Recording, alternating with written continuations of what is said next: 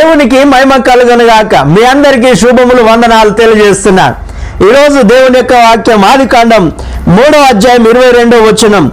అప్పుడు దేవుడైన యెహోవా, ఇదిగో మంచి చెడ్డలను ఎరుగునట్లు ఆదాము మనలో ఒకని వంటి వాడాయను.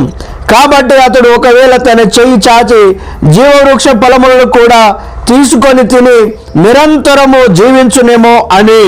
చూడండి, దేవుడైన యెహోవా అంటూ ఉన్నాడు.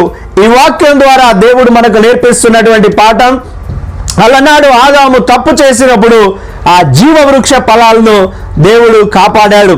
ఎందుకంటే ఆదాము చేసినటువంటి పాపము నిరంతరంగా ఉండకూడదని, ఎటర్నల్ సిన్గా అది మార్చబడకూడదని.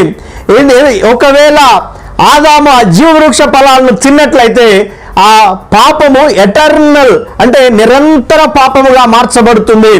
దానికి ఎవరు ఏం చేయలేరని చెప్పేసి ఆ జీవవృక్ష ఫలాలను ఆదాము నుండి కాపాడడం మాత్రమే కాదు, నజరేయుడైన యేసు క్రీస్తు ప్రభుల వారు 1 కొరింథీయులకు రాసిన పత్రిక 15వ అధ్యాయం 45వ వచనంలో రెండవ ఆదాముగా జీవింపజేసేటువంటి ఆత్మగా ఆయన మన మధ్యకు వచ్చి 33.5 సంవత్సరాలు జీవించి చనిపోయి ఆయన తిరిగి 3వ దినమున లేచి సజీవుడిగా మన ముందుకు వచ్చి ఆయన అంటున్నాడు, జీవవృక్ష ఫలాలను జీవ జలాలను నన్ను నమ్మిన ప్రతి ఒక్కరికి ఇస్తానని చెప్తున్నారు.